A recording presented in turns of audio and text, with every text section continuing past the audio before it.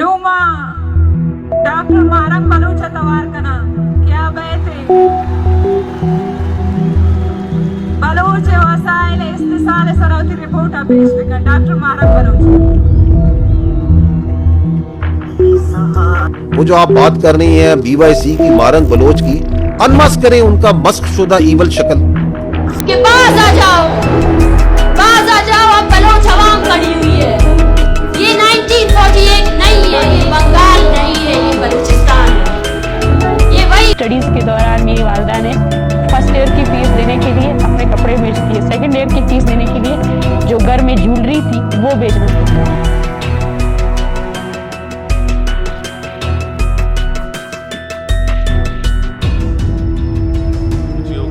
निर्मम हत्या की गई, उनका अपहरण किया गया। उन्हें इतनी गरीबी में रहने के बाद भी डॉक्टर मारंग बलूच को बिल्कुल भी डर नहीं लग रहा। तो पाकिस्तान इसलिए यहाँ पर चाइना को लेके आया, चाइना को माइंस दी, ग्वादर पोर्ट बनवाया। अब यहाँ पे वो एंट्री कराने की कोशिश कर रहा है US की। जब उन्होंने पहला अपना मार्च किया 1600 किलोमीटर का, इस्लामाबाद तक उन्होंने निकाला, और इसमें हज़ारों की तादाद में, लाखों की तादाद में महिलाएं थीं। वहाँ पे इन्होंने 5 लाख बंगाली महिलाओं का बलात्कार किया था और 30 लाख बंगालियों को इन्होंने मौत के घाट उतार दिया था। ये वही जेनोसाइड बलूचिस्तान में कर रहे हैं। अब तक लाखों इन्होंने बलूचियों को मौत के घाट उतार दिया। नमस्कार साथियों, जय हिंद। मैं आपका दोस्त अजय स्टार्क में आपका स्वागत करता हूँ। दोस्तों, हमने पिछली एक वीडियो की थी बलूचिस्तान पर। उसी वीडियो को आगे बढ़ाते हुए मैं उसी क्रम में एक नई वीडियो लेके आया हूँ। वहाँ की जो इस समय टॉप लीडरशिप में है डॉक्टर मारंग बलूच, उन्होंने कैसे बलूचिस्तान की आज़ादी दिलाने के लिए कैसे उसे आगे बढ़ाया है, आज हम उस पर बात करेंगे। दोस्तों, बलूचिस्तान की जो आज़ादी की मांग है वो तो जब हम भारत आज़ाद हुआ तभी से उठने लगी थी, क्योंकि जब भारत में एक बार उनका विलय नहीं हुआ तो उन्होंने डिसाइड किया कि हम इंडिपेंडेंट रहेंगे, लेकिन पाकिस्तान ने उस पर जबरन कब्जा किया। तो 1947 से ही आज तक वो लोग अपनी स्वतंत्रता के लिए अभी भी पाकिस्तानी आर्मी से, जो नंबर 1 आर्मी कहलाई जाती है, जो बेशक इंडिया से 4 जंग हार चुकी है, उसके बावजूद भी वो इन लोगों का दमन कर रहे हैं। और आपने देखा हो कि 1947 से लेकर आज तक उसमें मेन लोग रहे हैं जो स्वतंत्रता के लिए लड़ रहे हैं, जिसमें नवाब अकबर बुख्ती, मीर अहमद खान कलाक, मीर गुल खान नसीर, सरदार अताउल्ला, अल्लाह नज़र बलोच, अब्दुल गफ़ार लंगोव आदि ने बलूचों को स्वतंत्रता दिलाने के लिए आज तक, अभी तक उन्होंने लड़ाई लड़ी है। और या तो पाकिस्तानी आर्मी ने उन्हें आज तक उठाया है, गायब किया है, उन्हें मारा है, कूटा है, और कुछ तो जिसमें पाकिस्तानी आर्मी के द्वारा मार दिए गए हैं, कुछ गायब कर दिए गए हैं, उनका आता पता कुछ भी नहीं है। उसी में एक सबसे उभरता हुआ चेहरा है डॉक्टर मारंग बलोच।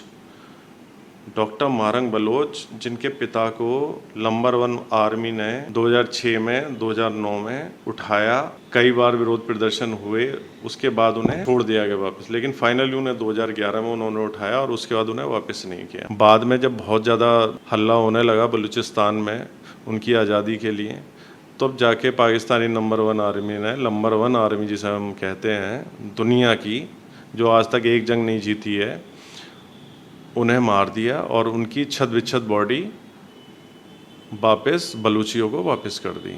तो डॉक्टर मारंग बलूच उन्हीं की बेटी हैं। आज हम उन्हीं पे चर्चा करेंगे आपके साथ। डॉक्टर मारंग बलूच के भाई भी थे, जिसे पाकिस्तानी आर्मी के द्वारा किडनैप किया गया, क्योंकि वो भी कंटिन्यू अपने पिता के नक्शे कदमों पे चल रहे थे। और उनके पिता की दर्दनाक हत्या करने के बाद ये पाकिस्तानी नंबर 1 आर्मी जिसे हम कहते हैं, जो आज तक कोई युद्ध नहीं जीती, उसने उनके बेटे को भी उठाया और इतनी यातनाएं दी कि वो भी अब इस दुनिया में नहीं है। जब मारंग बलूच ने देखा मेरे पिता, मेरा भाई और मेरे रिश्तेदार सारे बलूच एक ही आवाज़ उठा रहे हैं कि कैसे हमें हमारे अधिकारों का संरक्षण कैसे होगा, हमें कैसे स्वतंत्रता मिलेगी, कैसे हमें मानवाधिकार के जो हमारे उल्लंघन हो रहा है, कैसे हम उससे पार पाएंगे, और कैसे जो हमारे संसाधनों में हमारा हिस्सा है कैसे हमें मिलेगा, और कैसे हमारे लोगों का जो जीवन यापन इतनी गरीबी में हो रहा है, हम कब तक ऐसे पाकिस्तानी आर्मी के कब तक जुल्म सहेंगे। और कब तक हमारे लोग गायब होते रहेंगे, कब तक ये हमें गोली मारते रहेंगे। तो उन्होंने इसी कड़ी में बलोच यजकहेती समिति बनाई, जिसका काम है बलोचों के मानवाधिकारों का संरक्षण करना, जबरन जो इनके लोगों को गायब किया जा रहा है या मार दिया जा रहा है उसके विरुद्ध आवाज़ उठाना और बलूचिस्तान को आज़ादी दिलाना। जो बलूचिस्तान यजकहेती समिति है, जिसे हम BYC भी बोलते हैं, उन्होंने 2019 में ये समिति बनाई और इसी समिति ने जब उन्होंने पहला अपना मार्च किया 1600 किलोमीटर का, इस्लामाबाद तक उन्होंने निकाला और इसमें हज़ारों की तादाद में, लाखों की तादाद में महिलाएं थीं, क्योंकि उनके घर के जो मर्द थे वो सब या तो मार दिए गए या गायब कर दिए गए। तो उन महिलाओं ने बीड़ा उठाया इस पाकिस्तानी नंबर 1 आर्मी को सबक सिखाने का। Doctor Mahrang Bloch Pakistani army और सरकार के लिए एक ऐसा नाम है कि इनका नाम सुनते ही अगर उन्हें पता चल जाए कि महारंग बलोच सभा कर रही है, उन्हें पता चल जाए कि आगे कुछ बलूचिस्तान में ऐसे ज़िले हैं जहाँ पे पाकिस्तानी आर्मी भी जाने से डरती है, उनके पसीने छूट जाते हैं उस एरिया में, क्योंकि उन्हें पता अरे उस कोने में एक बलोच बैठा होगा, माने जा रहे हैं बिना सेफ्टी के, तो वो भी डरते हैं। महारंग बलोच पेशे से डॉक्टर है, एक इंटेलेक्चुअल है, जिसने बिना हिंसा के अपने देश को यानी बलूचों को आज़ादी दिलाने की एक कसम खाई है। और जब से महारंग बलोच ने ये बीड़ा उठाया आज़ादी दिलाने का, तब से आप देखना कि कैसे वो एक ग्लोबल लीडर की तरह बनी वो, और अमेरिका हो, यूरोपियन यूनियन हो या कोई भी कंट्री हो, सारे कंट्रियों में वो गईं, उन्होंने अपना पक्ष रखा, कैसे बलूचियों के साथ, उनके मानवाधिकारों के साथ खिलवाड़ हो रहा है, कैसे जबरन उनके घर के लोग गायब किए जा रहे हैं, मार दिए जा रहे हैं, कैसे उनके संसाधनों की लूट हो रही है। उन्होंने पूरे वर्ल्ड में इस इशू को ग्लोबलाइज किया है। यही कारण है कि UNO भी उन्हें सुनता है, UNC भी उन्हें सुनता है, और जो इंटरनेशनल फोरम हैं वो भी सब उन्हें सुन रहे हैं और कहीं ना कहीं कन्विंस हैं कि बलूचों के साथ बहुत अन्याय हो रहा है और इन्हें आज़ादी मिलनी चाहिए। दोस्तों, आपने देखा हो कि कश्मीर के अंदर जब भी कोई आतंकवादी आता है तो वो हाथ में AK-47 लेके आता है, लेकिन डॉक्टर महारंग बलोच अपने हाथ में AK-47 नहीं लेके आई हैं, वो गांधी की राह पर चली हैं। यानी कि वो आंदोलन करेंगी तो वो अहिंसक होगा, उससे किसी को नुकसान नहीं पहुंचाया जाएगा। और पाकिस्तानी आर्मी उनके इसी अहिंसक आंदोलन से डर रही है, क्योंकि ये गांधी थे जिन्होंने अंग्रेज़ों से भारत को आज़ादी दिला दी। तो उन्हें पता डॉक्टर महारंग बलोच उर्फ गांधी, जिसे हम लेडी गांधी के नाम से भी जानते हैं, तो कहीं ना कहीं उन्हें ये लग रहा है कि ये भी बलूचिस्तान को आज़ाद करा के ही पीछा छोड़ेगी हमारा। और डॉक्टर महारंग बलोच के साथ इंटरनेशनल लीडर काफ़ी जुड़े हुए हैं, जितने भी बाहर गए हुए हैं बलूचिस्तान, उन सभी को उन्होंने एक किया है। उनसे आह्वान किया है कि आप जिस भी पार्ट में हो वर्ल्ड के, बलूचिस्तान की आज़ादी के लिए आप लड़ो, बलूचिस्तान की आज़ादी दिलाने के लिए जो भी फोरम है वहाँ पर उसकी आवाज़ उठाओ बलूचियों के साथ, और उनके साथ कैसे कैसे अत्याचार हो रहे हैं, कैसे कैसे जेनोसाइड हो रहे हैं, उसके बारे में आप अन्य लोगों को यानी वर्ल्ड कम्युनिटी को आप बताओ। तो महारंग बलूच ने ना सिर्फ वर्ल्ड के बलूचियों को जोड़ा है अपने साथ, ग्लोबल लीडरों को बताया है, UNC UNO को उसके बारे में उन्होंने जानकारी दी है, बलूचों के साथ कैसे उनके हनन हो रहा है, उनके ऊपर अत्याचार हो रहा है, जेनोसाइड हो रहा है। डॉक्टर महारंग बलूच ने 2023 में एक बड़ा मार्च निकाला था 1600 किलोमीटर का, जिसमें उनके साथ बलूचिस्तान की आवाम थी, जिसमें महिलाएं थीं, बच्चे थे, बुज़ुर्ग थे, ऐसा कोई भी नहीं था जो ना हो। और उन्होंने उस मार्च के द्वारा पाकिस्तानी नंबर 1 आर्मी और सरकार को बता दिया कि हम तब तक नहीं रुकेंगे जब तक हमें आज़ादी नहीं मिलेगी, जब तक हमारे संसाधनों पर हमारा हक ना होगा, हमें उसमें पूरा हक नहीं मिलेगा, और जब तक जो तुम हमारे ऊपर अत्याचार कर रहे हो तब तक बंद नहीं करोगे, तब तक हम इस लड़ाई को जारी रखेंगे। और जब तक पाकिस्तानी आर्मी बलूचिस्तान और चाइनीज़ आर्मी या चाइनीज़ नेशनलिस्ट यहाँ से नहीं निकलेंगे, तब तक ये हमारी लड़ाई जारी रहेगी। दोस्तों, आपको पता है कि महारंग बलूच ने जब से ये अहिंसक आंदोलन करने शुरू करे हैं, तब से उन्हें नोबेल पीस पुरस्कार के लिए 2025 नोबेल पीस पुरस्कार के लिए नॉमिनेटेड किया गया है, और BBC ने इन्हें टॉप 100 वर्ल्ड वुमेन लीडर में इन्हें डाला है, यानी कि जो सबसे प्रभावशाली 100 वुमेन है उसमें इन्हें रखा है। यानी एक अपनी बलूचिस्तान की लड़ाई को कितनी आगे तक ले गई हैं कि वर्ल्ड इन्हें सुन रहा है। जब भी ये कोई बात कहती हैं तो लोग उन्हें सुनते हैं, वर्ल्ड के अच्छे अच्छे लीडर उन्हें अपने यहाँ पर बुलाते हैं और वहाँ पे वो मीटिंग्स करती हैं, सेमिनार्स करती हैं और जितने भी इंटरनेशनल फोरम है वहाँ पे जाती हैं। दोस्तों, महारंग बलूच वो हैं जिनके भाई को मार दिया गया, पिताजी को मार दिया गया, इनके कई रिश्तेदारों को मार दिया गया, लाखों बलूचियों को निर्मम हत्या की गई, उनका अपहरण किया गया। उन्हें इतनी गरीबी में रहने के बाद भी डॉक्टर महारंग बलूच को बिल्कुल भी डर नहीं लग रहा। क्यों? क्योंकि उनके साथ उनका रब है, उनके अल्लाह है और उन्हें ये भी पता है कहीं ना कहीं वर्ल्ड के जो लोग हैं, चाहे वो भारत हो या कोई हो, सब उनके साथ खड़े हैं। आज पाकिस्तानी आर्मी उन्हें कितनी बार अरेस्ट कर चुकी है और कहीं ना कहीं उन्हें फिर भी उन्हें छोड़ना पड़ता है ग्लोबल प्रेशर में आके। और ये लेडी जब भी ये कोई प्रोग्राम करती हैं तो वो हमेशा इन्हें धमकियां मिलती हैं, इन्हें डराया जाता है, अनेक प्रलोभन दिए जाते हैं, फिर भी ये कभी नहीं झुकती।